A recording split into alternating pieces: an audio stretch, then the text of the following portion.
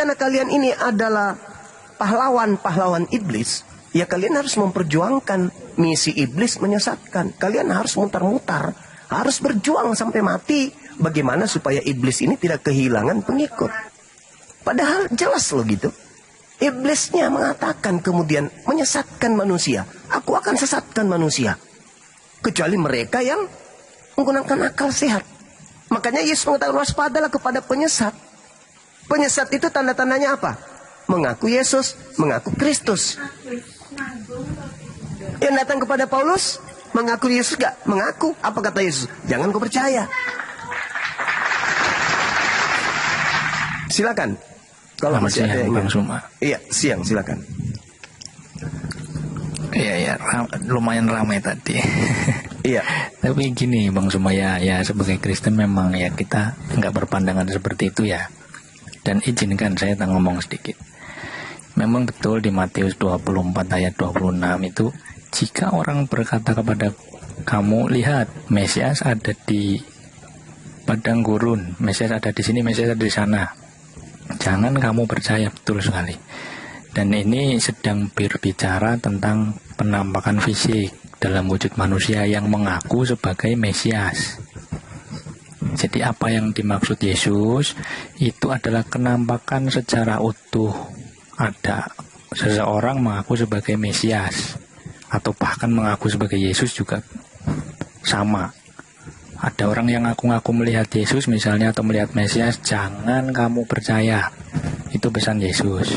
Siapapun itu.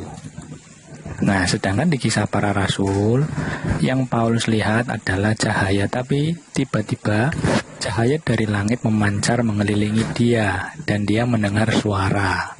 Ngaku? Jadi ya mengaku sebagai Yesus. Nah, jadi di sini ada dua konteks yang berbeda. Yang pertama wujud secara utuh, yang dilihat Paulus adalah cahaya. Nah, yang lebih penting adalah setelah itu bukan justru Paulus menjadi penyesat, tapi justru jadi apa? Kembali bertobat. Wow. Oke. Ya, jadi gini, Bang. Yang saya mau katakan begini, mohon maaf ya. Misalnya nih, karena jenengan kan kebetulan Muslim juga, saya nyinggung sedikit ya. Misalnya Nabi Muhammad pernah mengatakan ketemu di langit kedua. Nah, yang seperti itu yang kita tidak boleh percaya sebagai orang Kristen. Begitu Bang maksudnya. Oke, ada nggak nasihat Yesus? Jangan percaya kepada orang yang mengaku bertemu dengan Mesias di langit. Bukannya di padang gurun. Yang nggak ada sih. Ya. Cuman yang harus diwaspadai yang mengaku bertemu di langit atau yang mengaku bertemu di padang gurun? Yang di sini atau di sana begitu. Lihat ya. Padang gurun kan? Iya. Nah, siapa yang bertemu dengan Yesus di padang gurun? Nabi Muhammad atau Paulus? Bukan. Maksudnya dimanapun. Entah di padang gurun, entah di dalam rumah. Begitu. Iya. Nah, Paulus mengaku bertemu dengan Yesus di padang gurun kan? Ya, yang ditemui Paulus adalah cahaya. Enggak, tunggu dulu. Jangan situ dulu. Yesus dia mengatakan waspadalah kepada orang yang mengaku bertemu dengan Mesias di padang gurun atau di langit. Kalau itu di padang gurun atau siapa di yang bertemu rumah, di padang gurun di dengan sosok Mesias? Nabi Muhammad atau Paulus?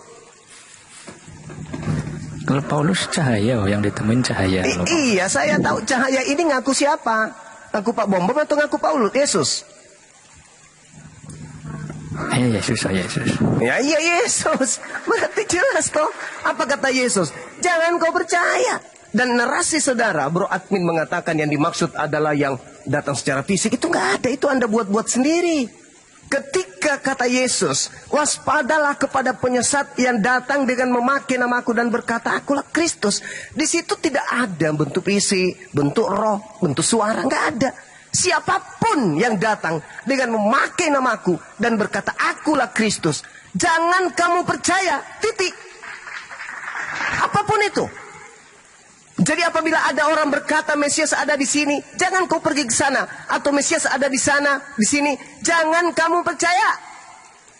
Sebab Mesias palsu akan datang dan melakukan banyak mukjizat.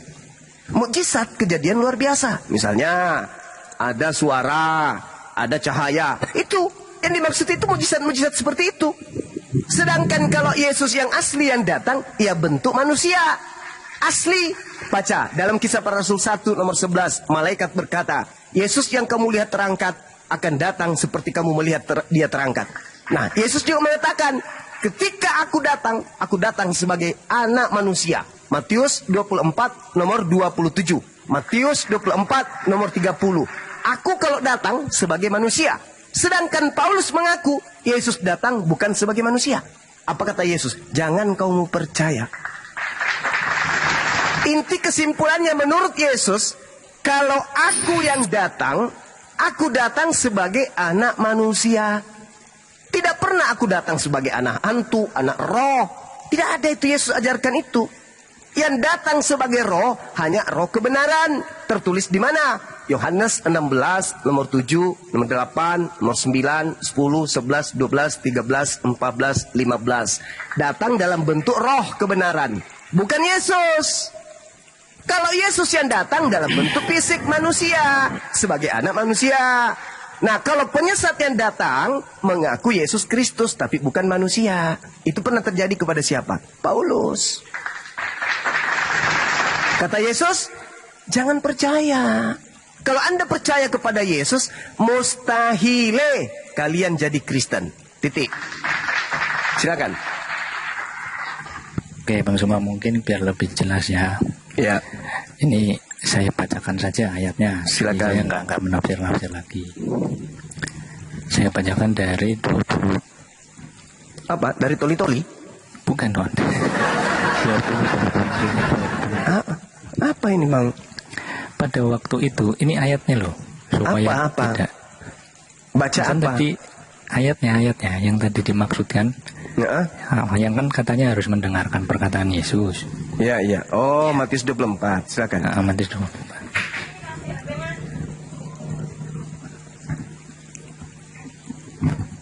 Oh, gitu bacanya. Nah, terus? Sorry, kepencet. Oh. Aku siap. Syukran. Pada waktu itu, jika orang berkata kepada kamu, lihat Mesias ada di sini atau Mesias ada di sana, jangan kamu percaya. Sebab Mesias-Mesias palsu dan nabi-nabi palsu akan muncul dan mereka akan mengadakan tanda-tanda yang dahsyat dan mujizat-mujizat. Sehingga sekiranya mungkin mereka menyesatkan orang-orang pilihan juga. Camkanlah, aku sudah mengatakan terlebih dahulu kepada kamu. Jadi apabila orang berkata kepadamu, lihat ia ada di padang gurun, jangan kamu pergi ke situ. Atau lihat ia ada di dalam bilik, janganlah kamu percaya.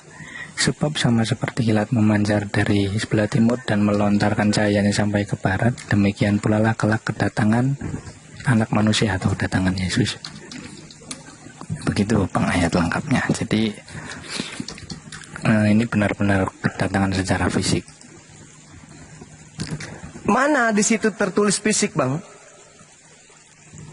Nggak ada. Itu cuman tafsiran saudara.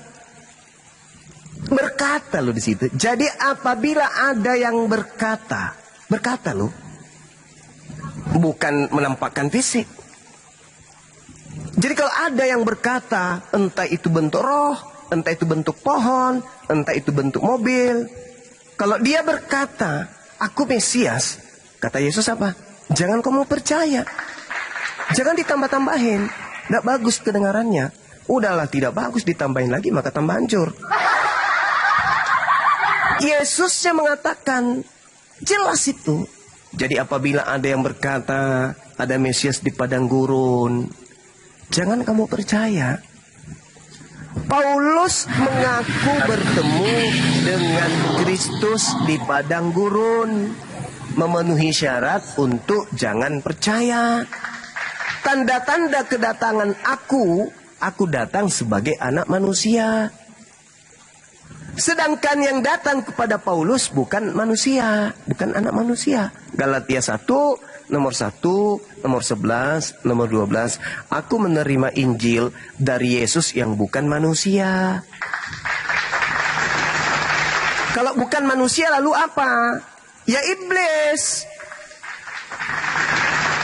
adalah kepada penyesat yang datang kepadamu dengan memakai namaku dan berkata, akulah Kristus. 2 Yohanes 1 nomor 7, siapakah penyesat itu? Bukankah dia yang tidak mengaku Yesus datang sebagai manusia? Paulus mengaku, Yesus datang kepadaku bukan manusia. Berarti penyesatnya siapa? Ya Paulus. Kata Yesus apa? Jangan kamu percaya. Terus kenapa Anda percaya? Kalau itu adalah Yesus. Ayo. Sebenarnya gini Bang. Sorry saya masuk ya. Ya. Aduh, jawabannya orang Kristen jangan kayak gitu. Sekarang gini, Jen, tergantung sebentar, Jen. kita. Tunggu dulu Jen. Tunggu sebentar Jen. Ayo, boleh. Bang Juma ini salah. Bang Juma, di dalam Korintus, Paulus melihat Yesus itu secara pribadi dipilih ya. Tetapi di dalam Matius 24 ayat 20, Matius 24 ayat 23 ini sampai ke 27, dengar ya Bang Juma, biar bertobat Bang Juma. Sebab sama seperti kilat memancar dari sebelah timur dan melontarkan cahayanya sampai ke darat. Demikian pula lah kelak kedatangan Yesus. Emangnya pada waktu Yesus datang kepada Paulus sudah kedatangan akhir zaman? Belum Bang Juma. Berarti beda bukan dia yang di datang. Korintus, beda yang di sini. Begitu.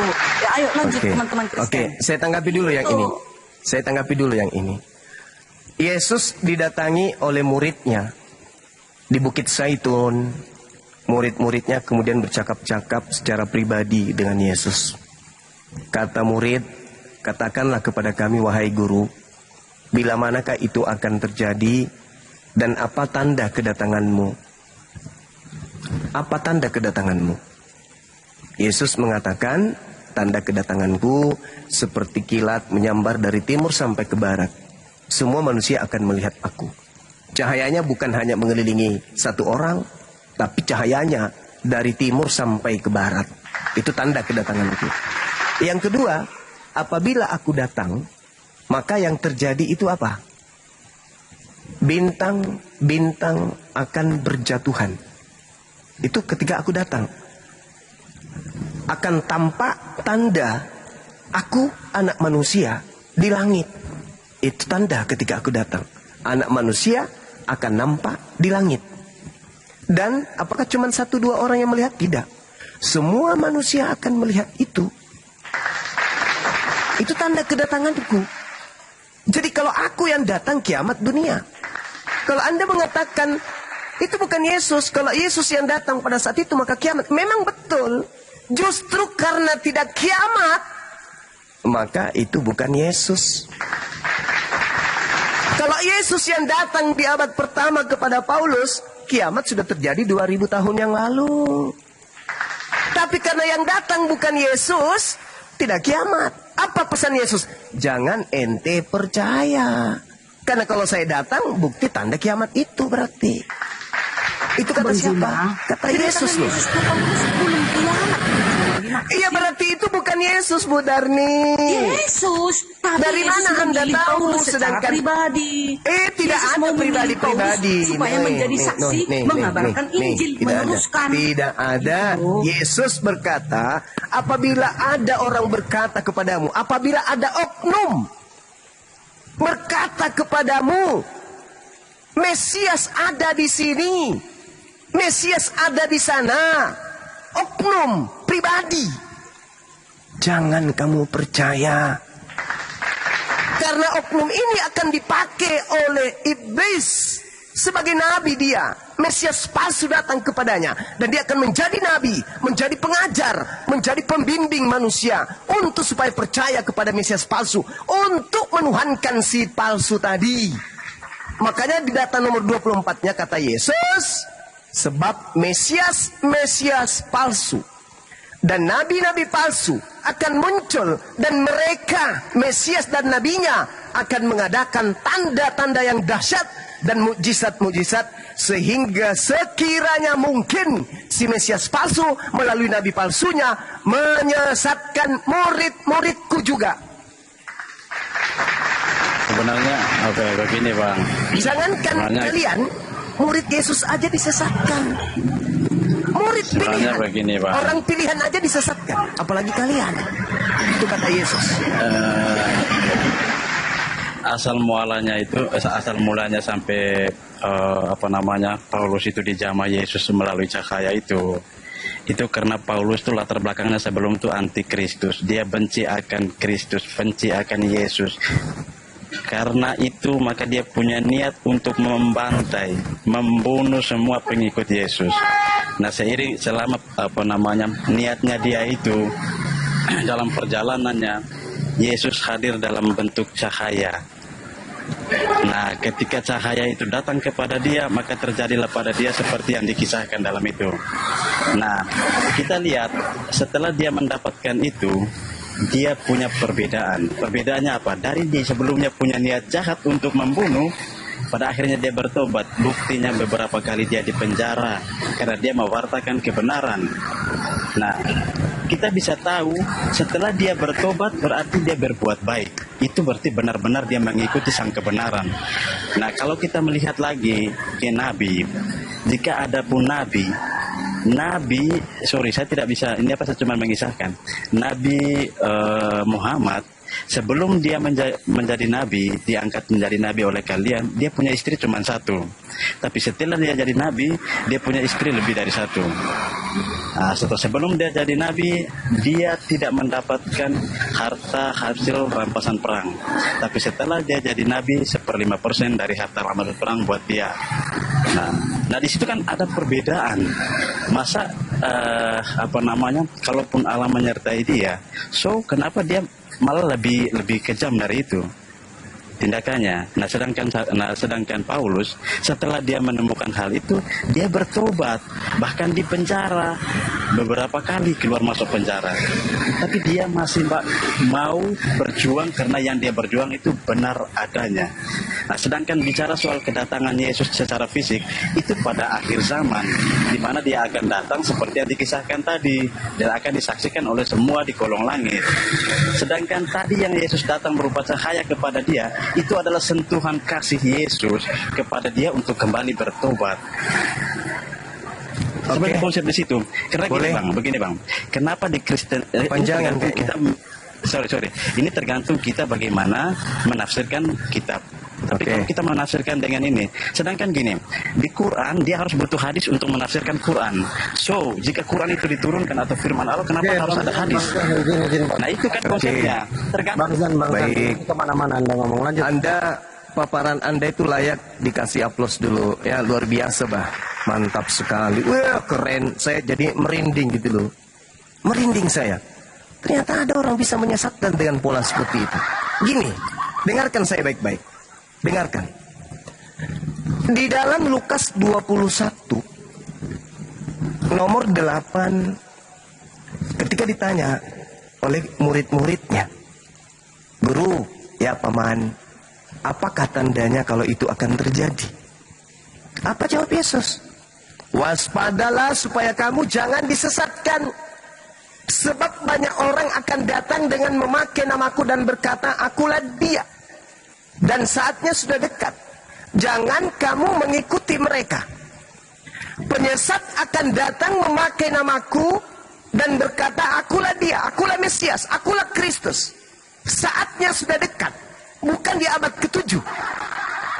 Jangan kamu mengikuti mereka." Lanjut, di data yang sama. Tetapi sebelum semua itu, sebelum penyesat itu datang memakai namaku, sebelum penyesat itu berkata, akulah Kristus, kamu akan ditangkap dan dianiaya. Kamu terlebih dahulu akan diserahkan ke rumah-rumah ibadat dan penjara-penjara. Dan kamu akan dihadapkan kepada raja-raja dan penguasa-penguasa oleh karena namaku. Hei, saudara San, saya mau tanya, yang datang menangkap, menyiksa, memenjarakan murid-murid Yesus itu Nabi Muhammad atau Paulus? Jawab.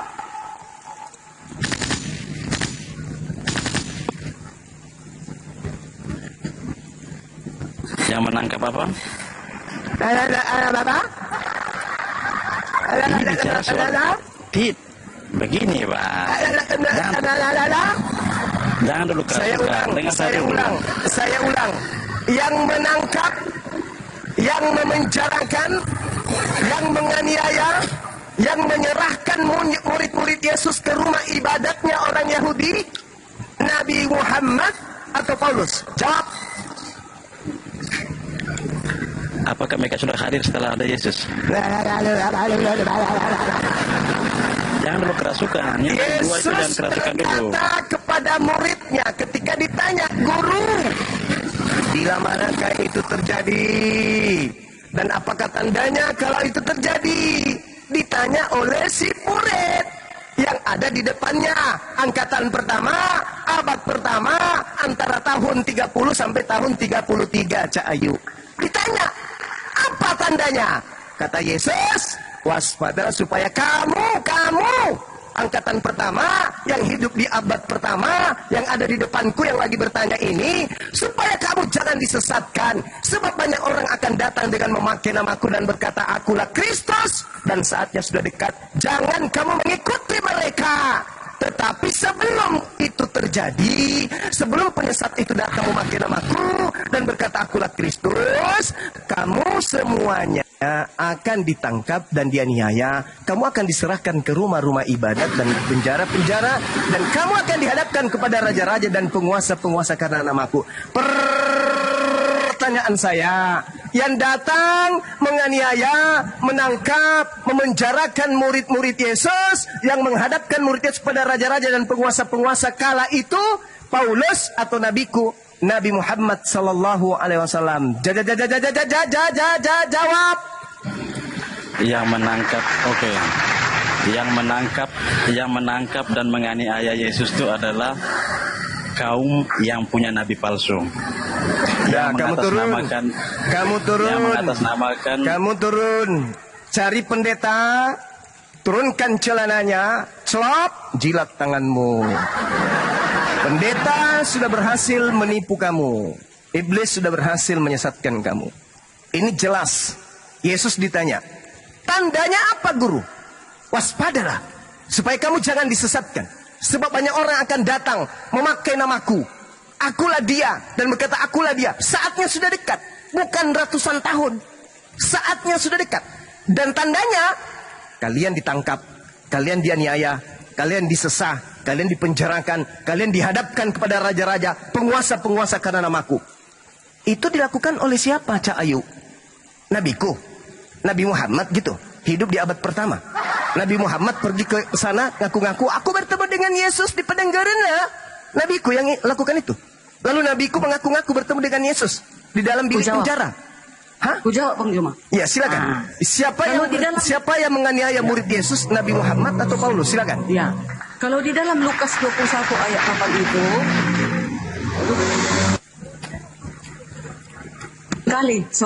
Nah, di dalam Lukas 21 ayat 8 itu, di sini waspada itu waktu itu Paulus sebelum dia bertobat.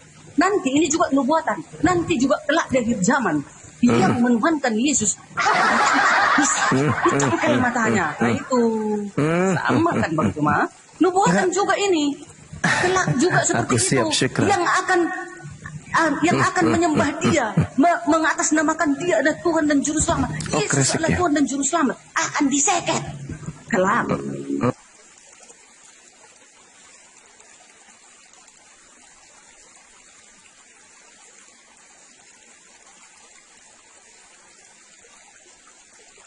Ya, mengaku Yesus lah segala macam. Nanti di Indonesia merdeka oleh perjuangan kalimat la ilaha illallah, hidup tenang, baru kalian merasa kami sebentar lagi akan alamak.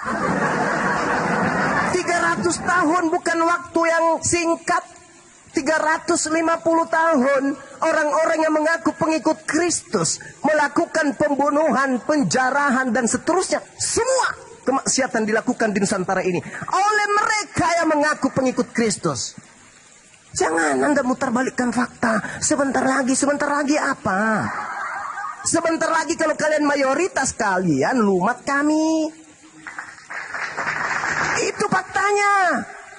Untung kalian minoritas. Janganlah terlalu poongan dengan itu. Sejarah menuliskan orang-orang yang mengaku ajaran kasih ya, mengaku anak-anak Tuhan datang ke Nusantara ini merampok, merampas, menjajah, menganiaya, memperbudak, memperkaos dan seterusnya. Itu kerjaan kalian. Kalian tenang-tenang ini karena kami mayoritas. Coba kalian ini yang mayoritas, hancurlah kami ini. Hancur sehancur-hancurnya. Jadi Lukas 21 nomor 8 itu cerita yang Yesus ditanyai. Jangan tafsir bebas. Dan murid-murid bertanya kepada Yesus. Apakah yang bertanya kepada Yesus ini orang yang hidup di zaman sekarang? Bukan. Lalu kenapa ditafsir seenak perut? Akhir zaman. Ini bukan berbicara mengenai akhir zaman. Yesus berkata, saatnya sudah dekat. Alamak. Yesusnya berkata saatnya sudah dekat. Bukan berbicara akhir zaman.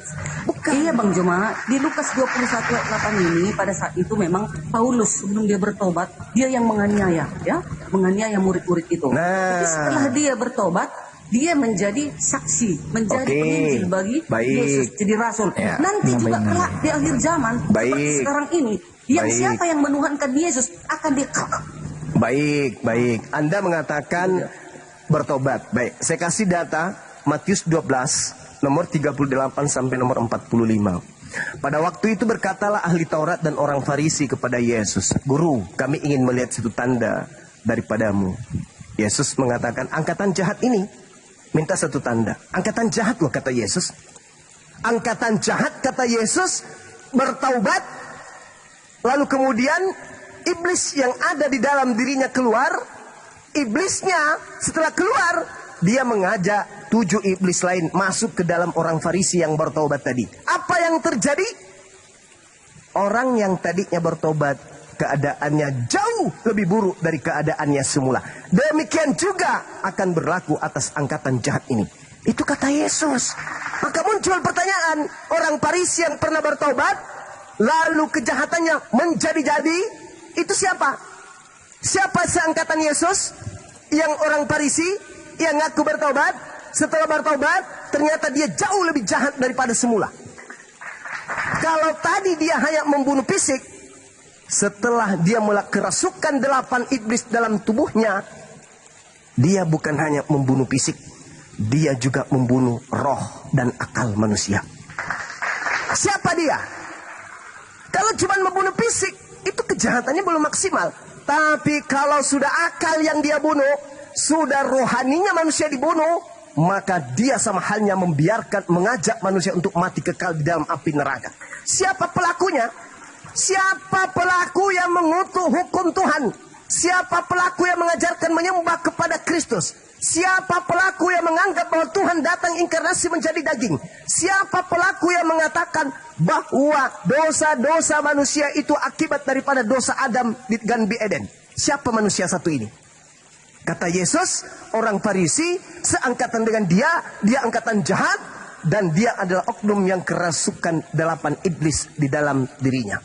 Ada enggak orang yang mengaku, ada iblis di dalam tubuhku untuk menggocoh aku? Ada enggak? Ada enggak oknum pendiri agama yang mengatakan, aku diutus iblis ke dalam diriku supaya iblis itu menggocoh aku? Ada enggak? Ada dong. Jadi kalau Anda mengatakan Paulus bertobat, apanya yang bertaubat? Kalau Paulus itu bertaubat, maka Paulus akan mendengarkan Matius 19, jangan kau membunuh. Tapi ternyata Paulus, hasil pembunuhan inilah yang dijual kepada orang Roma dan Yunani sampai ke Indonesia. Cuma setelah Paulus bertobat, adakah ayat yang mengatakan Paulus pernah membunuh, mencuri, berzina, bercabul? Oke, baik. Ketika Yesus berbicara mengenai penyesat, apakah Yesus membicarakan tentang hal yang Anda sebutkan? Melakukan pencabulan, bla bla bla bla dan seterusnya. Adakah iblis melakukan pencabulan? Tidak ada iblis melakukan pencabulan. Apakah berarti iblis itu baik? Tidak. Sekarang yang dikatakan penyesat itu adalah mengaku Kristus. Berarti apapun yang dilakukan setelah itu, si Kristus akan menutupi kejahatannya dengan melakukan sesuatu yang baik menurut pandangan manusia. Sekarang permasalahannya adalah, kalau itu bukan Paulus, lalu siapa yang dinubuatkan Yesus akan menyesatkan banyak orang? Mana orang banyak yang disesatkan oleh Kristus ini? Ada enggak? Di dalam Matius 23 nomor 15, celakalah engkau wahai orang Farisi, celakalah engkau wahai ahli kitab, celakalah engkau wahai orang munafik. Engkau menjelajahi daratan, menyeberangi lautan, mentobatkan orang menjadi pengikutmu, dan setelah dia menjadi pengikutmu, kau jadikan dia menjadi orang neraka dan 2 kali lebih jahat daripada engkau sendiri. Pertanyaannya, siapa orang Farisi yang meninggalkan Yerusalem, menyeberangi lautan, menjelajahi daratan, mentobatkan orang menjadi pengikutnya? Dan ternyata pengikutnya menjadi orang neraka, dan pengikutnya menjadi 2 kali lebih jahat daripada dia sendiri. Itu siapa? Kau jawab. Silakan. Bang Juma kan mengatakan, selalu teman-teman apologet Islam mengatakan bahwasanya itu adalah Paulus menyesatkan. Lalu Sementara siapa? di dalam Alkitab itu, dari buahnya lah engkau mengetahui bahwa Bagus. Nabi itu adalah penyesat. Lihat, di dalam, dengar ya, di dalam 1 Korintus 13 ayat 13, demikianlah tinggal ketika hal itu, yaitu iman, pengharapan, dan kasih, tetapi yang paling besar di antaranya ialah kasih. 1 Korintus 9 ayat 7, namun aku melatih tubuhku dan menguasainya supaya sesudah memberitakan Injil kepada orang lain, jangan aku sendiri ditolak. Kami umat Kristen, kami tidak ada satupun melihat kejahatan Paulus setelah dia bertobat.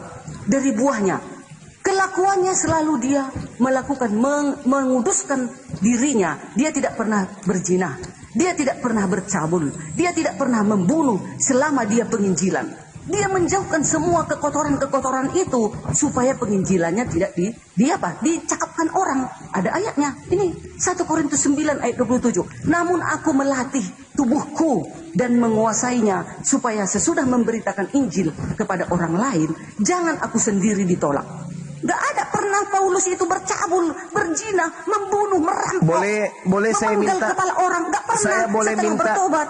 saya boleh minta sejarah lengkap hidup Paulus,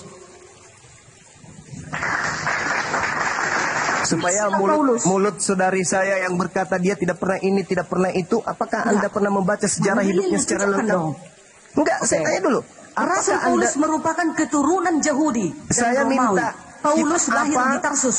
Kitab apa yang menceritakan sejarah hidup lengkapnya Paulus dari nol sampai dia meninggal dunia? Silsilah Paulus, Kisah Para Rasul 22 ayat 1. Nama bapaknya Rasul siapa? Paulus merupakan keturunan Yahudi dan Nama Romawi. bapaknya siapa, Bang? Paulus lahir di Tarsus. Iya, nama Kilikia. bapaknya siapa? Sekarang di Turki. Dari keluarga Yahudi. Ia mengaku Nama berasal dari bapaknya suku siapa? Benjamin. Tunggu dulu, Bang. Sementara itu Paulus juga memiliki keluarga negaraan Romawi. Iya, saya Paulus tanya dilahirkan sejarah hidupnya. dengan nama Saulusus. Ia dilahirkan Sejarah di kota hidupnya, Tarsus. sejarah hidup, Dengar dulu, Bang sejarah Juma. hidup Di Kilikia, lengkapnya. sekitar tahun 1 sampai 5 setelah Masehi di Provinsi Tenggara Tarsus, Turki. Paulus dididik dengan di bawah pimpinan Gamaliel. Sejarah lengkap hidup dia secara pribadi ada enggak? Itu Kitab yang apa? saya dapat. Enggak, kitab Itu apa saya yang tahu. menceritakan? Enggak ada dibikin sejarahnya. Paulus pernah berzina. Paulus pernah merampok setelah bertobat. Enggak, Setelah yang saya bertobat. tanya, ada enggak buku yang menceritakan perilaku Paulus secara lengkap? Sekarang Bang Juma jelaskan. Aku sudah kubacakan tadi. Enggak, Itu saya saja tanya. silsilah. Iya, Yang saya tahu. juga bisa mengatakan bahwa si Fulan tidak pernah begini, tidak pernah begitu ya, karena saya tidak pernah membaca dan tidak pernah tahu sejarah hidupnya. Sekarang Bu Darni tahu nggak sejarah hidup Paulus dari nol sampai dia meninggal? Nah, dia setelah bertobat, kita Enggak, yang saya kembali tanya, kepada yang saya kejahatannya tanya, dong. apakah saudara tahu sejarah hidup Paulus ngapain aja sejak dia lahir sampai dia meninggal? Iya, sejarahnya dia dulunya menganiaya Itu yang umat-umat muncul Yesus. di Bible. Yang saya tanya, ada nggak Ya kitab sudah, yang setelah bertobat sama. Kalaulah eceknya orang Kristen menjadi mualaf, dia kejahatannya di dahulu banyak, tapi setelah menjadi mualaf, apa kalian hitungkan kejahatan yang lalu? Kan enggak, lahir kembali kan? Yang saya Suci. tanya, Anda kan Nah, dengan Paulus mengatakan juga dengan begitu, Bang sombongnya, dia tidak mencabul, dia tidak membunuh, dia tidak Mana merampok. dalilnya dia bercabul? Nah, sekarang tunjukkan dulu sejarah hidupnya lengkap, baru Anda mengatakan tidak ada. Kalau sejarah hidupnya Itu aja yang- nggak ada. Aduh, bagaimana ceritanya Anda mengambil kesimpulan, sedangkan tidak ada sejarah hidupnya? Ayo. Kan sejarah hidupnya dulunya dia menganiaya umat Ya, Yesus. mana Jahat. kitab apa? Kitab Kejahatannya apa? ada. Kitab Kan apa gitu. yang bisa saya baca? Pada saat dia usia 1 tahun, Silsilah 2 Kisah tahun, Para Rasul 22 3 ayat tahun, 4 tahun, 5 tahun, 10 tahun, 12 tahun, 15 tahun, ngapain aja dia? Ada Kalau yang nggak? seperti itu ya enggak ada. Nggak ada.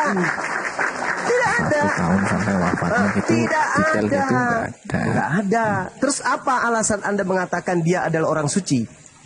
Ya, dia sudah bertobat dari kejahatannya. Kita kan menilai dari pertobatan.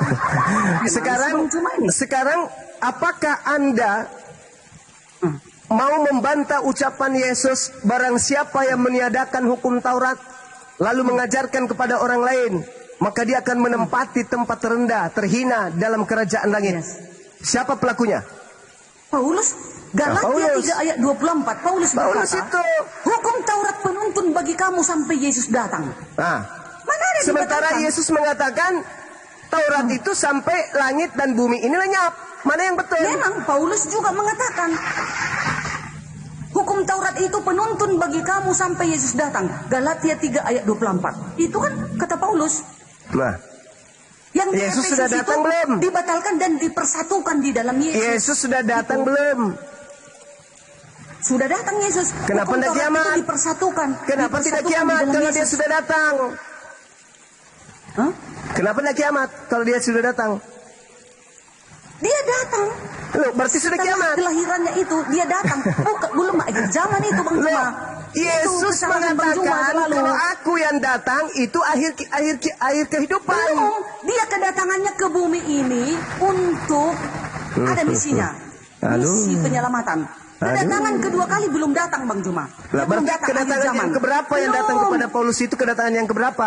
Belum akhir zaman itu, makanya Bang Juma salah. Astagfirullahalazim. Belum akhir Berarti zaman itu.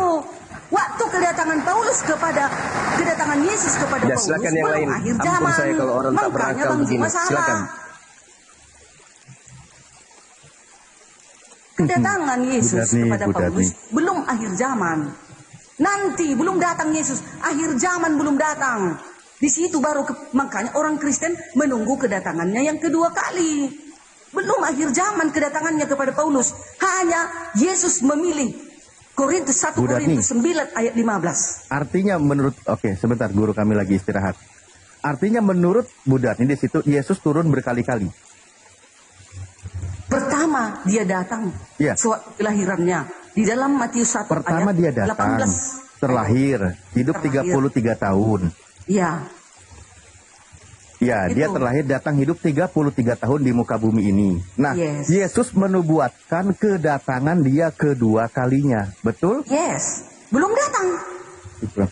Belum. Nah, belum datang. Kalau Belum. dia belum datang kedua kalinya, berarti yang datang yang mengaku bertemu Yesus itu adalah bohong. Yang datang itu secara pribadi Yesus memilih Paulus. Nah, kalian yang salah. Lah, berarti sudah Aduh. datang kedua kalinya. Belum, itu belum akhir zaman. Itu memilih. Yesus memilih secara pribadi. Dia memilih Paulus rasulnya Kedatangan untuk Yesus menuntun kedua Paulus kalinya. agar Bu penginjilan Darni ke ini berbagai paham nggak sih bangsa. poinnya? Itu dia. Bu Darni, Oh, Yesus mengajarkan sebelum dia terangkat ke langit. Ajaran firman dari Tuhan sudah disampaikan semua oleh Yesus. Sudah diterima oleh murid-murid Yesus. Dan murid Yesus otomatis mestinya mengamalkan, mengajarkan apa yang diajarkan oleh Yesus. Firman Tuhan sudah selesai, sudah tuntas, sudah disampaikan semua oleh Yesus. Berdasarkan pernyataan Yesus di Yohanes 17 nomor 8. Setelah itu, Yesus mewanti-wanti tentang Mesias palsu. Mewanti-wanti. Karena apa? Karena nanti akan datang Mesias palsu memakai nama Yesus. Yesus nanti datang kedua kalinya disertai dengan tanda kilat memancar dari timur ke barat dan seterusnya. Itu kedatangan Yesus kedua kali. Kalau ada yang mengaku bertemu Yesus selain tanda itu, pesan Yesus jangan percaya. Maka pertanyaannya, di sela-sela di momen sebelum datangnya Yesus sesuai dengan tanda yang dia jelaskan di Matius 24 tadi, ada nggak yang mengaku bertemu dengan Yesus? Mengaku sebagai Yesus? ya. Iya, sewaktu Yesus Nah. mendatangi Paulus belum akhir zaman, Bang Alif. Nah, Itu artinya secara di situ, pribadi Yesus memilih. Sama seperti Bu Yuni. Bu Yuni pernah didatangi Yesus. Bu Yuni. Iya, itu belum akhir zaman. Kenapa Bu Yuni dijadikan dalil? Bu Darni, Bu Yuni pernah bersaksi didatangi Yesus. Alamak. Bu Yuni pernah bersaksi didatangi beres Yesus. ini. Bahunya dipegang Yesus. Aduh. Bisa, Yesus kapan saja bisa datang. Tapi Bu akhir Darni, zaman belum. Bu Darni.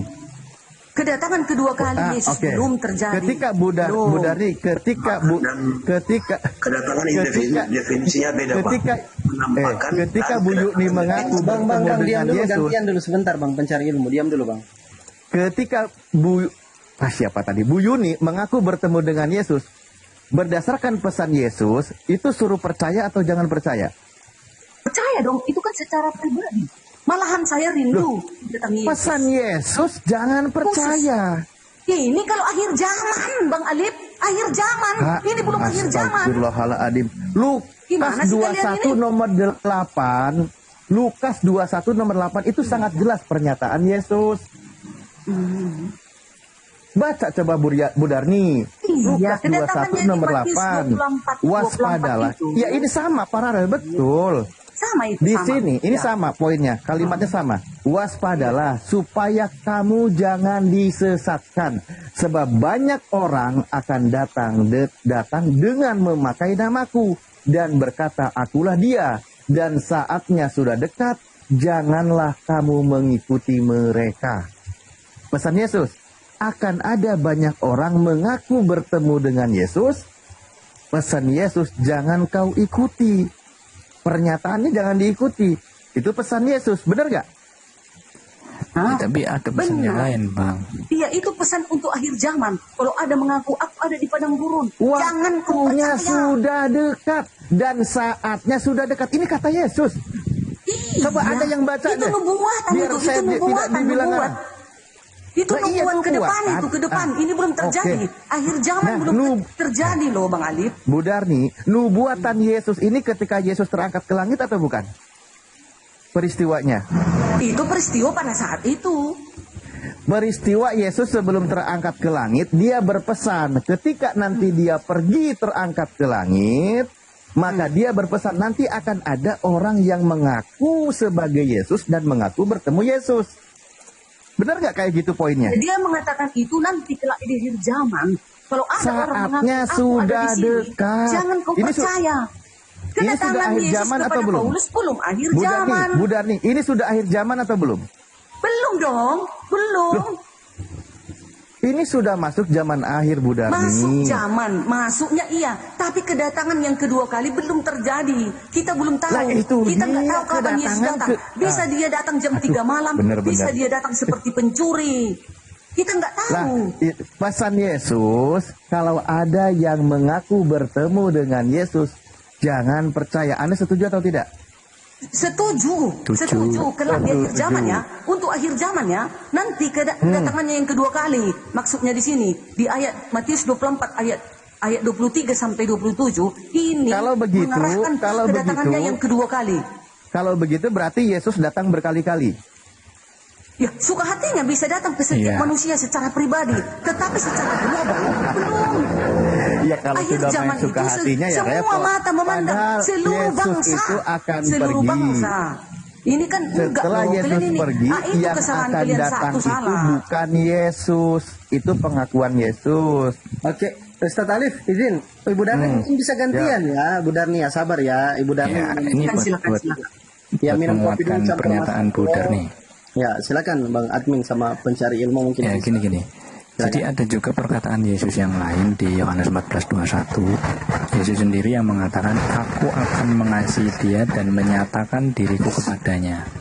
Jadi apa yang dialami oleh Paulus dari sudut pandang kekristenan itu bukan kedatangan kedua, melainkan penyataan secara pribadi atau secara rohani. Lagian peristiwanya kan juga berbeda.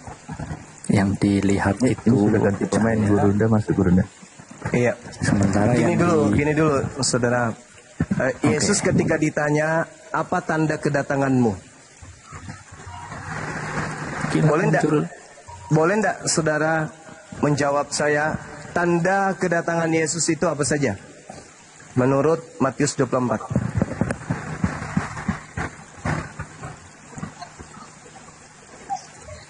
Kilat memancar dari Kilat. timur ke barat. Nah, selain daripada itu, Kata Yesus percaya atau jangan percaya?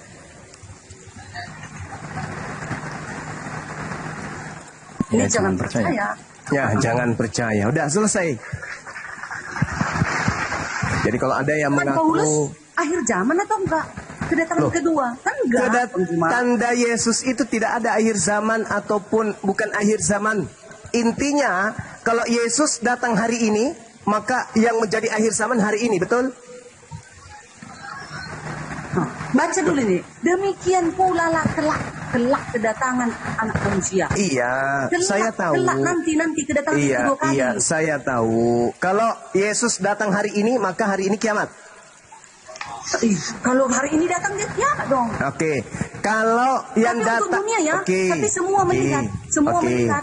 Oke, kalau dia datang 2000 tahun yang lalu, kapan kiamat?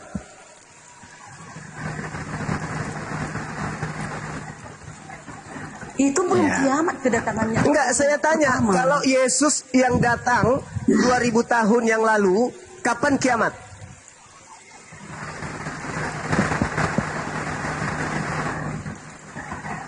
Ya belum kan, Loh, tanda-tandanya belum. enggak, maksud saya, kalau Yesus dia datang dengan tanda itu 2000 tahun yang lalu, kejadian kiamatnya itu kapan? Ya waktu itu toh Nah, sekarang tanda itu ada nggak datang 2000 tahun yang lalu? belum ada. Ah, berarti yang datang siapa?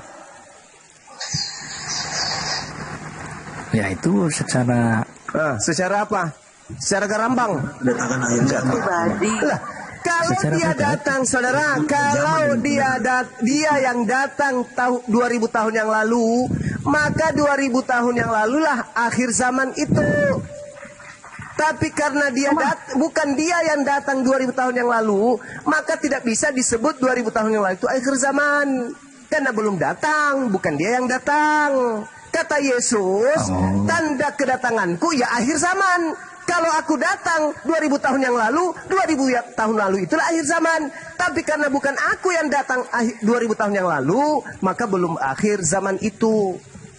Jadi yang datang, selain daripada aku yang datang membawa tanda akhir zaman, itu bukan aku, jangan kamu percaya. Oke, mungkin sedikit ada yang kurang Bang Suma. Jadi Silakan. kalau orang Kristen begini, kita percaya ada kedatangan kedua, ada menyatakan diri. Menyatakan diri ini misalnya nih, Yesus yang mengatakan aku akan mengasihi dia dan menyatakan diri padanya di Yohanes 14:21. Atau Yesus berkata 2-3 orang berkumpul dalam namaku, aku ada di tengah-tengah mereka. Jadi ada sesuatu yang disebut menyatakan diri, tapi bukan kedatangan kedua. Kedatangan kedua itu spesial peristiwanya. Dan tanda-tandanya misalnya pada waktu itu kamu akan diserahkan supaya disiksa dan kamu akan di PN dan akan dibenci. Jadi ketika orang Kristen sudah mulai dibenci, diserahkan kepada orang, nah itu tanda-tanda pertama. Dan ada lagi juga tanda yang banyak orang akan, ini kalau berdasarkan Alkitab ya, di 24 itu yang ayat 10, banyak orang akan murtad dan mereka akan saling menyerahkan dan saling membenci. Banyak nabi palsu akan muncul dan menyesatkan banyak orang. Nah jadi banyak tanda-tanda besar dulu baru kedatangan kedua. Sedangkan yang terjadi di Paulus itu adalah pernyataan diri. Bukan kedatangan kedua, begitu Bang. Jadi kalau Anda melihat ya, di dalam pengajaran Yesus di Yohanes 3, barang siapa yang percaya, barang siapa mengasihi aku dan Bapa akan berada di dalam dia. Barang siapa tidak percaya, akan terjadi sebaliknya. Kan begitu? Nah, kemudian barang siapa yang percaya kepada anak, percaya kepada Bapa. Dan barang siapa yang percaya kepada Bapa dan percaya kepada anak, aku dan Bapa akan berada bersama-sama dengan dia. Aku bersama dengan dia. Pertanyaannya, apakah itu berarti Bapa juga ada di dalam murid-murid Yesus? Yes. Wujudnya? Tidak. Tapi ajarannya. Jadi yang dimaksud di dalam data yang saudara bawa, Yohanes 14:21 itu, ketika Yesus berkata bahwasanya siapa yang memegang perintahku dan melakukannya, dia mengasihi aku. berarti yang dimaksud aku menyertai di situ adalah perintahku menyertai mereka. Sama seperti pengakuan Yesus di dalam Yohanes 8:29. Bapa tidak membiarkan aku seorang diri, melainkan Bapa menyertai aku. Bukan berarti Bapa itu ada di dalam diri Yesus. Wujudnya, hakikatnya enggak. Tetapi yang menyertai Yesus adalah ajaran Bapa, firman Bapa yang datang kepada Yesus, yang senantiasa membuat Tuhan berkenan kepada Yesus. Yohanes 14 jelas nomor 21. Barang siapa memegang perintahku, perintah, maka aku akan bersama dengan dia. Perintah, ketika perintah Yesus tidak dipegang, perintah Yesus ditinggalkan, maka Yesus tidak ada di situ. Kalau ada orang yang menegakkan perintah-perintah Yesus, maka Yesus ada di situ. Itu maksudnya, bukan berarti Yesus datang, enggak. Jangan Anda anggap Yesus itu makhluk roh, seperti hantu, enggak. Jadi, nasihat Yesus dalam Matius 24 itu tolong sekali lagi, dipahami dengan baik, jangan diplesetkan. Andai saja kata Yesus, ada orang berkata ada Yesus di sini, ada Yesus di sana, tanpa ada tanda-tanda, kata Yesus, jangan kamu percaya. Apa akibatnya kalau percaya? Ya ini jadi Kristen. Manusia jadi Tuhan, Tuhan jadi manusia, manusia mati terkutuk, Tuhan kemudian mati secara terkutuk, Tuhan kemudian menjadi tumbal. Segala macam tete benge yang muncul setelah kalian percaya kepada Kristus yang datang kepada Paulus tersebut. Paulus membimbing kalian menjadi seperti ini. Apakah orang Yahudi percaya kepada Paulus? Tidak. Kenapa Kristen dan Yahudi berbeda? Ya karena Kristen ini dibimbing oleh penyesat itu. Apa buktinya? Kan Yesus mengatakan jangan kamu percaya. Orang Kristen percaya. Orang Yahudi percaya enggak? Enggak. Kalian yang percaya, silakan jadilah kalian Kristen. Orang Yahudi percaya enggak? Enggak. Makanya mereka enggak jadi Kristen. Kami pun tidak percaya ketika ada sosok mengaku akulah Yesus yang kau niaya. Kami umat Islam tidak percaya. Kenapa? Karena Yesus pun di dalam kitab saudara mengatakan bahwasanya jangan percaya kalau ada yang mengaku bertemu dengan aku. Sebab kalau aku yang datang, tanda-tanda akan menyertai. Matahari menjadi gelap, bulan tidak bercahaya, bintang berjatuhan, kuasa langit berguncang. Nampak aku di tengah langit, seluruh manusia meratap, seluruh manusia akan melihat aku. Apakah itu sudah terjadi? Belum terjadi. Kalau begitu, yang mengaku bertemu Yesus jangan kau percaya. Karena aku datang dengan tanda-tanda.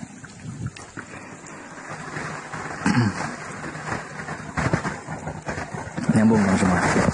Ini ya, ini saya tegaskan lagi. Jadi memang di kekristenan kita ini diajarkan ya bahwa tentang kedatangan Yesus mengajarkan bahwa ada dua, yaitu penyataan pribadi, kedatangan secara pribadi atau rohani.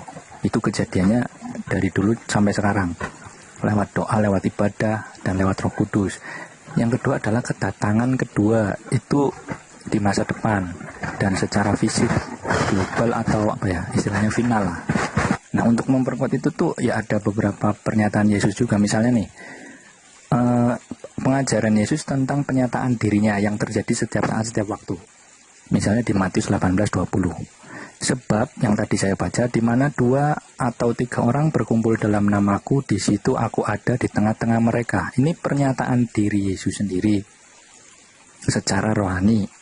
Kalau orang Kristen sekarang ya bimbingan Roh Kudus. Atau di Yohanes 14:21, aku akan mengasihi dia dan menyatakan diriku kepadanya. Ini bukan kenampakan fisik seperti yang ada di Matius, tapi kehadiran secara rohani melalui Roh Kudus. Yesus hadir saat misalnya orang Kristen berdoa, bersekutu atau menyembah, dan terjadinya berulang-ulang secara pribadi, termasuk apa yang dialami oleh Paulus ini, disebut penyataan diri secara pribadi. Sedangkan yang Bang Suma maksud di Matius 24:30 itu kedatangan kedua. Dan teksnya juga jelas kok. Mereka berarti semua orang. Bukan pernyataan secara pribadi, semua orang, ini sifatnya global, akan melihat. Semua orang melihat anak manusia, jadi ada wujudnya. Anak manusia datang di atas awan-awan, dari awan-awan di langit dengan segala kuasa dan kemuliaannya.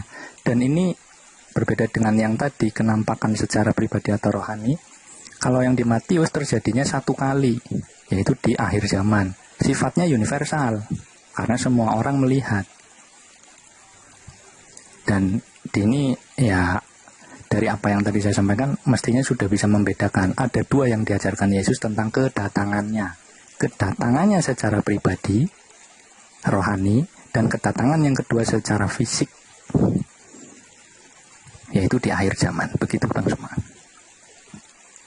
Oke. Jadi kami umat Islam, atau janganlah umat Islam, saudara, ketika Anda mengingat kedua orang tua Anda menghadirkan mereka. Ketika Anda mengingat seseorang, Anda menghadirkan orang tersebut.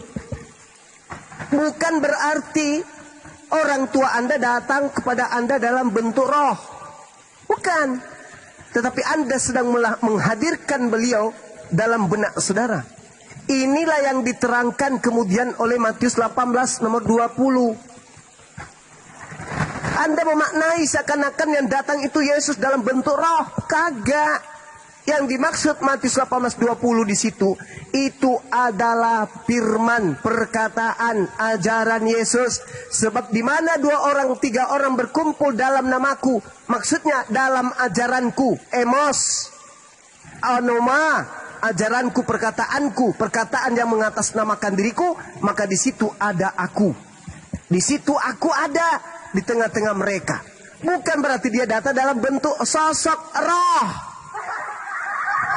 Bukan itu yang dimaksud. Kalau Anda ingin kemudian mengatakan Matius 18 nomor 20 sama yang dialami oleh Paulus, tolong sekarang juga Anda ke lapangan, aku ingin lihat. Tolong hadirkan Yesus di situ dalam bentuk cahaya, dan aku ingin lihat bro admin buta lalu pingsan kemudian seperti orang kena epilepsi. Silakan Anda buktikan kalau Anda mengutip Matius 18 nomor 20 sama kejadiannya terhadap Paulus. Tidak, Bung. Yang datang kepada Paulus itu iblis. Coba sekarang Anda berkumpul sama orang Kristen, hadirkan Yesus. Apakah ada cahaya datang menyelimuti kalian? Apakah ada kemudian di antara kalian mencari buta? Apakah ada kalian kelopak-kelopak, kerasukan? Gak ada itu. Yang dimaksud Matius 18:20 menghadirkan Yesus dalam bentuk pengajarannya, bukan sosok hantu yang datang. Sedangkan yang terjadi di Paulus itu setan. Lukas 10:18, aku melihat setan jatuh dari langit dalam bentuk cahaya. Sedangkan Yesusnya membedakan, kalau aku yang datang cahayanya bukan untuk satu orang. Cahayanya dari timur sampai ke barat seperti matahari. Semua manusia akan melihat. Apakah itu terjadi kepada Paulus? Tidak. Anda beralibi. Anda berasumsi. Oh ada bang. Matius 18:20. Barang siapa yang berdoa dalam namaku, aku akan hadir di situ. Oke. Silakan Anda lakukan, praktekkan itu. Anda akan mendatangkan Yesus. Anda akan mengingat dia. Ingatan Anda tertuju kepada Yesus. Tapi tidak ada juga cahaya dari langit menyertai Anda, bukan? Jangan lebay kayak Paulus. Nggak ada juga Anda buta kan 3 hari. Nggak ada juga kemudian kayak orang kerasukan setan, Anda langsung kelepek-kelepek jatuh ke tanah kan. Nggak kan? Nggak sampai segitu kan? Nggak kan? Berarti yang dimaksud Matius 18:20 berbeda dengan kejadian yang terjadi terhadap Paulus. Yang terjadi terhadap Paulus itu, itulah yang dikatakan oleh Yesus. Apabila ada orang berkata, bertemu dengan aku, jangan kamu percaya. Sekarang kalau Anda masuk ke gereja atau masuk ke dalam bilik Anda, habis itu Anda keluar, Paman, ya, aku tadi bertemu dengan Yesus loh. Yang kami tahu, Anda bertemu dalam bentuk Anda mendatangkan dia dalam pikiran saudara. Tidak datang dalam bentuk hantu. Aku Yesus. Bukan kayak gitu kan. Itulah yang minta Yesus dihindarkan. Supaya jangan kemudian mengajarkan kepada orang lain bertemu Yesus di padang gurun. Dan kalau ada yang mengaku itu kata Yesus, jangan kau percaya. Jangankan ente sebagai Kristen, kami umat Islam ketika kami beriman kepada Nabi Isa, benak kami kemudian bersalawat, mengucapkan pemberkatan kepada beliau. Ingatan kami tertuju kepada dia, dan dia pasti juga akan mengetahui bahwasanya orang-orang sebelumku juga akan memuliakan aku. Orang-orang setelahku maksudnya akan memuliakan aku. Karena siapa? Karena roh kebenaran akan mengajarkan mereka untuk memuliakan aku. Itu real di dalam kitab saudara. Jadi kalau Anda mengatakan sama dengan Paulus, mengingat Yesus, berdoa, berbicara dalam nama Yesus, sehingga Yesus, oh salah Anda, nggak nyambung. Yang dimaksud Yesus bukan itu. Yang dimaksud itu bukan itu yang dimaksud Yesus. Kami pun bisa menghadirkan Yesus. Dalam pikiran kami, Yesus seorang nabi, membangkitkan orang mati ketika dia di tengah-tengah Bani Israel. Iya, tergambar itu. Ajaran Yesus itu tergambar. Tapi kalau saya mengatakan, aku ketemu dengan Yesus ketika aku lagi mancing di sungai. Yesus datang dalam bentuk cahaya dan berkata, akulah Yesus yang kau aniaya. Itu beda, saudara. Itulah yang harus dihindarkan. Kenapa Anda nggak percaya kepada Yesus ketika Yesus menasihati? Jadi apabila ada orang berkata ada Yesus di sini, ada Yesus di sana, jangan kamu percaya. Apabila ada orang berkata ada Mesias di padang gurun, ada Mesias dalam bilik rahasia, jangan kamu percaya. Sebab dijawab oleh Yesus, Yesus palsu, Kristus palsu akan bermunculan dan akan melakukan trik penyesatan berupa mukjizat, sekiranya mungkin menyesatkan banyak orang. Itu. Oke Bang Suma, gini Bang Suma. Iya, silakan. Lagi. Ya enggak apa-apa lah, memang yang diajarkan di kekristenan itu begitu, kedatangannya ada dua. Nah sekarang saya mau membuktikan pernyataan Bang Suma. Bang Suma tadi mengatakan, Yesus kan mengatakan pada waktu itu jika orang berkata kepada kamu, lihat Mesias ada di sini atau Mesias ada di sana, jangan kamu percaya. Itu perintah Yesus, dan saya yakin itu juga menurut Bang Suma perintah Nabi Isa. Nah pertanyaan saya, bagaimana kemudian Bang Suma misalnya begini, mohon maaf nih karena Bang Suma juga Muslim ya. Di Muslim kan juga diajarkan bahwa Nabi Muhammad bertemu di langit kedua. Bagaimana Bang Suma kemudian malah bisa percaya begitu? Padahal perintahnya jelas. Pada waktu itu jika orang berkata kepada kamu, lihat Mesias ada di sini, Mesias ada di sana, jangan kamu percaya. Bagaimana Bang Suma kemudian bisa percaya? Silakan. Oke.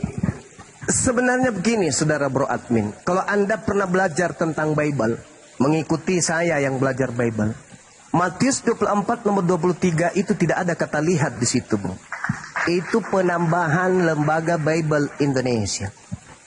Sedangkan kalau Anda melihat aslinya, di situ hanya tertulis, pada waktu itu jika ada orang berkata kepada kamu, Mesias ada di sini, Mesias ada di sana, jangan kamu percaya.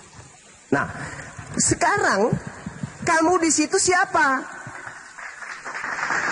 Kan Yesus ditanya oleh orang-orang Farisi yang ada di Bukit Zaitun. Apakah orang-orang Farisi, apakah murid-murid Yesus yang ada di Bukit Zaitun datang kepada Nabi Muhammad? Atau Nabi Muhammad datang kepada mereka yang hidup di abad pertama di Bukit Zaitun? Jadi nggak nyambung. Yesus sedang menasehati muridnya Bani Israel. Jangan kemana-mana kawan. Yesus sedang ditanya oleh manusia yang hidup abad pertama. Bagaimana mungkin Nabi Muhammad datang ke sono, bertanya, mengatakan kepada orang yang ada di Bukit Zaitun itu, murid Yesus, iya paman, aku bertemu dengan gurumu di langit kedua loh. Oh ya? Tidak masuk. Bukan itu yang dimaksud Yesus. Yesus ditanya sama sama murid-muridnya di Bukit Zaitun. Guru, apa tanda kedatanganmu? Nah, mendengarkan itu Yesus langsung bilang apa? Waspada. Tuh, langsung diminta murid pertama, angkatan pertama, di abad pertama, di tahun 30 sampai 33. Langsung di blokade oleh Yesus. Waspada. Kalian harus waspada kepada penyesat yang datang kepadamu. Penyesat yang datang kepadamu. Nabiku Nabi Muhammad tidak pernah datang kepada orang-orang yang ada di Bukit Zaitun. Terlalu jauh. Anda harus bertanya, siapa oknum di luar murid Yesus yang datang kepada mereka mengaku bertemu dengan guru mereka, Paulus. Kenapa nggak nyambung? Di situ sudah sangat jelas. Jadi Paulus yang datang ke tanah Yudea, Paulus yang datang kemudian kepada orang-orang Yahudi, mengajarkan kepada mereka, aku bertemu dengan Yesus loh. Murid-murid Yesus tidak percaya, karena terlanjur sakit hati dianiaya. Kata gurunya, waspadalah kepada penyesat yang datang kepadamu dengan memakai namaku dan berkata akulah dia. Saatnya sudah dekat, jangan kamu percaya. Sebelum itu terjadi, kamu terlebih dahulu ditangkap, dianiaya, dipenjara, disesat, dihadapkan kepada raja-raja. Lalu setelah itu dianiaya. Habis dianiaya, sang penganiaya datang. Shalom alaikum. Paulus yang telah menganiaya kami. Ada apa Paulus? Aku sudah bertaubat loh. Kenapa bisa bang? Aku bertemu dengan gurumu di padang gurun. Kira-kira muridnya percaya nggak? Sedangkan mereka sebelum teraniaya sudah disampaikan, hati-hati penyesat akan datang kepadamu dengan memakai namaku. Tapi penyesatnya sebelumnya menganiaya kamu dulu. Kira-kira si murid percaya nggak? Murid, iya Paulus, aku yang menganiaya kamu. Iya tahu. Terus aku ketemu dengan gurumu loh. Oh ya? Apa kata guruku? Aku ditunjuk jadi rasul. Oh gitu. Setelah kamu puas menganiaya kami, sekarang kau jadi rasul. Enak kali kau. Kami yang berdarah-darah, kami yang bersama dengannya. Kok milih kamu? Gak benar guru kami ini. Pilih kasih. Kamu yang menganiaya kami. Yes. Kamu yang memenjarakan kami. Iya. Kamu punya niatan membunuh kami. Iya. Kenapa harus milih kamu? Kenapa bukan aku aja muridnya? Kenapa harus kamu? Jangan-jangan yang datang ke kamu itu bukan guru kami. Karena guru kami mengatakan, waspadalah kepada penyesat yang datang kepadamu dengan memakai namaku dan berkata, akulah Kristus. Jangan kamu percaya. Maaf Paulus, silakan kamu jual agamamu keluar Yahudi. Di sini nggak laku. Kami sudah mendapatkan nasihat kuat dari guru kami. Apabila ada orang berkata, bertemu dengan guru kami, berkata bertemu dengan guru kami di padang gurun, di padang pasir, di padang ujung pandang, kata guru kami, jangan kamu percaya. Maka Paulus enyahlah daripada kami. Akhirnya Paulus menulis surat. Dari Paulus, Rasul Yesus Kristus yang diutus menjadi Rasul untuk orang-orang non-Yahudi. Aku diutus untuk orang-orang yang tidak bersunat. Kenapa aku menulis surat begini? Karena orang-orang Yahudi dan orang-orang bersunat tidak percaya aku. Kenapa tidak percaya aku? Karena mereka mendapatkan amanah dari gurunya. Jangan percaya kepada Paulus. Maka yang percaya hanya orang-orang non-Yahudi. Lahirlah Kanyoli. Orang Kanyoli yang percaya kepada Paulus. Orang Yahudi tidak percaya karena mereka memegang amanah guru mereka. Itu fakta, itu real. Makanya orang Yahudi tetap Yahudi, tidak menjadi aliteng. Itu saudara. Sedangkan kalian bukan murid Yesus. Bro admin, ya paman, aku ingatkan kepadamu ya bro admin. Apa paman? Ketika nanti kamu mengaku bertemu dengan aku di padang gurun, mengaku bertemu dengan aku dalam bilik penjara, jangan kamu percaya ya. Ya paman. Maka ketika Paulus datang membawa suratnya, ketika saudara bro admin pernah mendengarkan langsung dari Yesus, jangan percaya kepada oknum yang membawa namanya, bertemu dengan dirinya di padang gurun dan dalam bilik penjara, maka bro admin akan mengatakan, sorry lah ya, aku tidak percaya deh. Guruku sudah mengatakan kepadaku, jangan kamu percaya. Tetapi karena bro admin ini bukan Bani Israel, bukan murid Yesus, bukan kemudian yang mendapat mandat untuk berhati-hati kepada Paulus, kepada orang yang mengaku bertemu dengan Yesus di padang gurun, maka bro admin justru berjuang mati-matian agar orang ikut-ikutan percaya kepada Paulus yang mengaku bertemu dengan Kristus di padang gurun. Sorry ya, kami lebih percaya kepada Yesus. Nah, begitu. Silakan saudara Kanjoli. Saudara bro admin atau siapapun itu, silakan. Ya, jadi jangankan Katolik, jangankan orang Kristen, jangankan Paulus atau Yesus, orang Yahudi itu nggak percaya sama Yesus, nggak mengakui Yesus sama sekali, orang Yahudi. Jadi kalau penilaian saya, coba kita lihat dari buahnya aja. Kalau memang dia penyesat, Paulusnya ini, ya kita lihat aja dari buahnya. Dan silakan di-compare. Atau Bang Suma belum baca kisah lengkap tentang Paulus, Saulus setelah dia bertobat. Apa buahnya pengajar palsu kata Yesus, Bang? Saya enggak baca aja apa, silakan di-compare apa dari segi humanis, dari segi sosial. Ya, bagaimana mungkin orang mau percaya kalau tidak kemudian dia menempelkan kejahatannya dengan kebaikan? Orang bisa terperdaya dengan kebaikan-kebaikan yang dia lakukan demi untuk melancarkan aksi. Apa gunanya kalian melakukan 1000 kebaikan kalau yang Anda sembah itu bukan Tuhan? Apa gunanya? Ingat saudara, ingat. Di dalam Matius 7 nomor 15, agar Yesus mewaspadakan murid-muridnya kepada nabi palsu. Dan nabi palsu itu bisa dilihat dari buahnya, bisa dilihat dari pengikutnya, bisa dilihat dari ajarannya. Apa buah dari pengajaran nabi palsu? Pengikutnya memanggil Yesus dengan panggilan Tuhan, bernubuat memanggil Yesus dengan nama Yesus, mereka bernubuat, bermujizat mengusir setan pakai nama Yesus. Itu buah-buah dari nabi palsu. Itu di mana? Di Islam atau di Kristen? Kristen, Paman. Bagaimana mungkin ajaran Kristen ini bisa laku kalau semuanya hanya nampak kejahatan? Membunuh, memperkaos, memperkaos. Mana bisa? Tidak akan ada yang bisa disesatkan. Tapi ingat saudara, perintah membunuh, perintah bersaksi dusta, semuanya sudah dibatalkan oleh Yesus, oleh Paulus. Lalu Paulus membentuk ajaran baru. Sekarang kalau Tuhan mengatakan, jangan ada ilah lain di hadapanku. Atau jangan itu, jangan kau membunuh, kata Tuhan. Lalu Paulus membatalkan perintah itu. Perintah dalam Taurat dibatalkan Paulus. Di dalam Efesus 2 nomor 15, dengan matinya Yesus, segala perintah dalam hukum Taurat dibatalkan. Lalu Paulus bikin perintah baru. Jangan kau membunuh. Orang Kristen mentaati tidak membunuh, ikut Tuhan atau ikut Paulus? Ikut Paulus. Sama-sama bagus. Perintahnya jangan membunuh. Sama-sama bagus. Tapi Kristen tidak membunuh bukan karena taat kepada Tuhan, tapi taat kepada Paulus. Tuhan Bani Israel mengatakan jangan membunuh. Batal. Batal. Tidak ada lagi kau perintahmu. Sudah, stop. Dengan matinya Yesus di atas salib, perintahmu batal. Sekarang saya menggantikan kau bikin perintah baru. Kata Paulus, jangan kalian membunuh.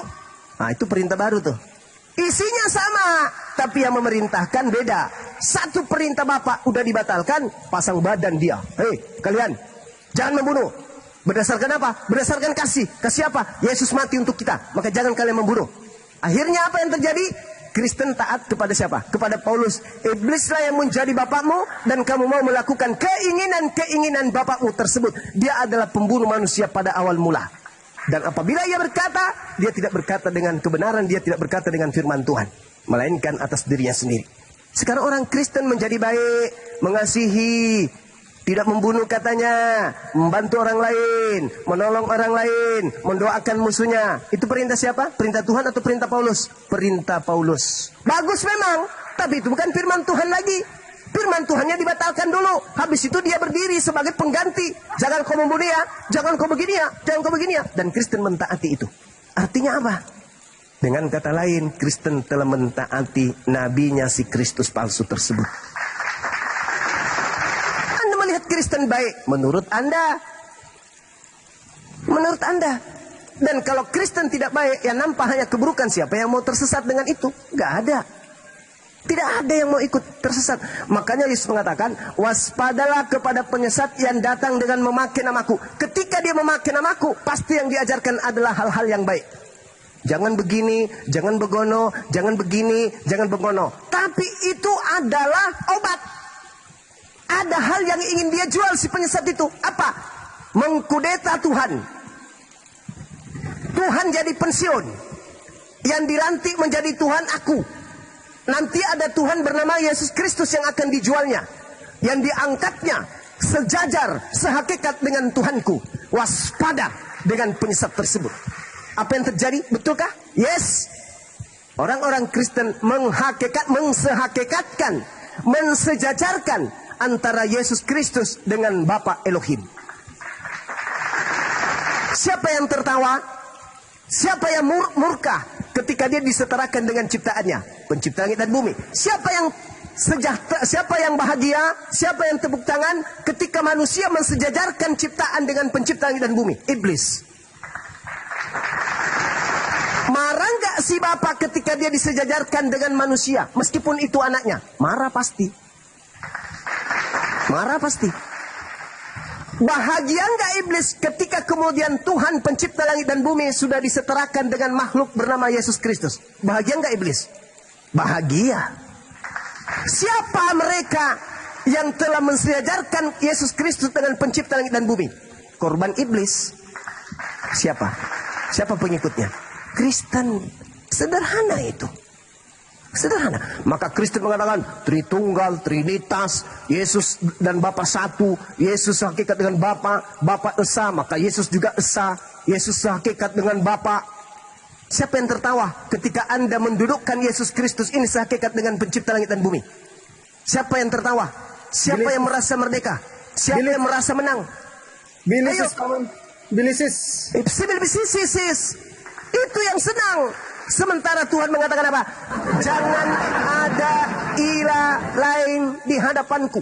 Hendak dengan siapa engkau mempersamakan aku sehingga kami sama.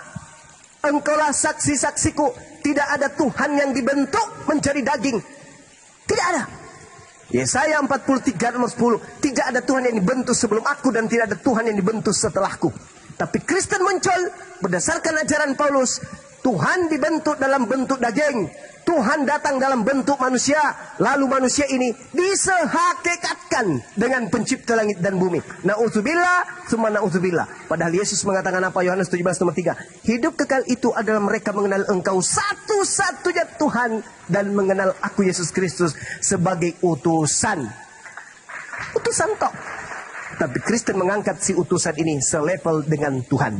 Inilah yang menjadi keberhasilan iblis. Makanya Yesus mengatakan, waspadalah kepada penyesat yang datang kepadamu dengan memakai namaku. Dia akan menyesatkan banyak orang. Kalau saudara Kristen berkata, kami Kristen bukan disesatkan oleh Kristus palsu. Tolong tunjukkan.